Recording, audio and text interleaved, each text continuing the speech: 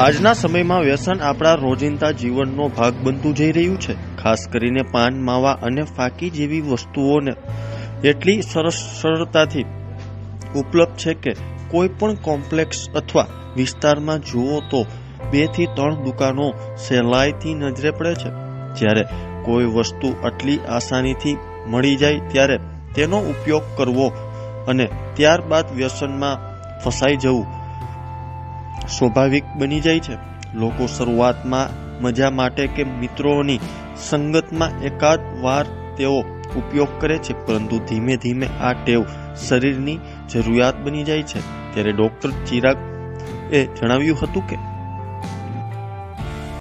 અત્યારે જ્યાં જુઓ ત્યાં નજીકમાં એક કોમ્પ્લેક્સમાં 3 પાન માવાની દુકાનો અવેલેબલ છે કે જે આટલું ઇઝીલી જો તમને પાન માવા મળી જતા હોય તો એનું વ્યસન થવું સ્વાભાવિક છે. પ્લસ હ્યુમન બોડીની એવી રચના છે કે ખરાબ વસ્તુઓ વધુ ઝડપથી માંગે છે. એટલે કે પાન માવા, તમાકુ, દૂધનો ગ્લાસ એક આજે પીશો તો કાલે એક જ પીવાનું મન થશે.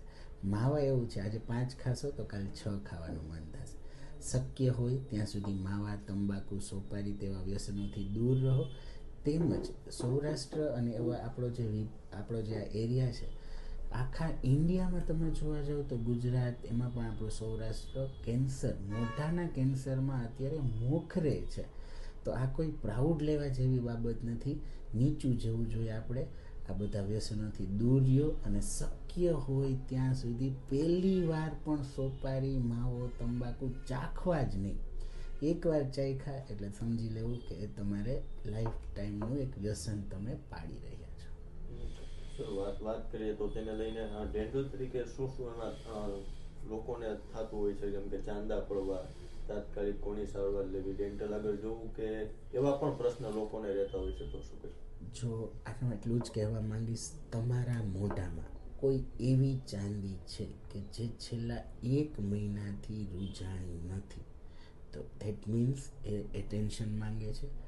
એના માટે તમારે નજીકના ડેન્ટલ સર્જનની આજે જ મુલાકાત લેવી જોઈએ. કેન્સર અત્યારે એકદમ ઇઝીલી પ્રિવેન્ટેબલ રોગ બની ગયો છે. કેન્સરમાં ઘણી બધી નવી ટેકનોલોજી વડે એને સંપૂર્ણપણે મટાડી શકાય છે. તો આ વસ્તુથી ડરવાને બદલે આપણે જાગૃત બનીએ. કોઈ પણ ચાંદી હોય, શક્ય હોય તો નજીકના ડેન્ટિસ્ટ પાસે જઈ તેનું નિદાન કરાવો. મોઢાની અંદરની રહેલી ચાંદી, તેને કેન્સર તેમજ તેના પહેલાંના પ્રી કેન્સરસ કન્ડિશન્સ અમુક હોય તો અમુક દવાઓ, અમુક પ્રોસિજર્સ વડે તેને ખૂબ જ સહેલાઈથી મટાડી શકાય છે. તેમજ જો તમારું મોઢું પાન માવા મળે બંધ થતું હોય તો વહેલામાં વહેલી તકે ડેન્ટિસ્ટની મુલાકાત કરો.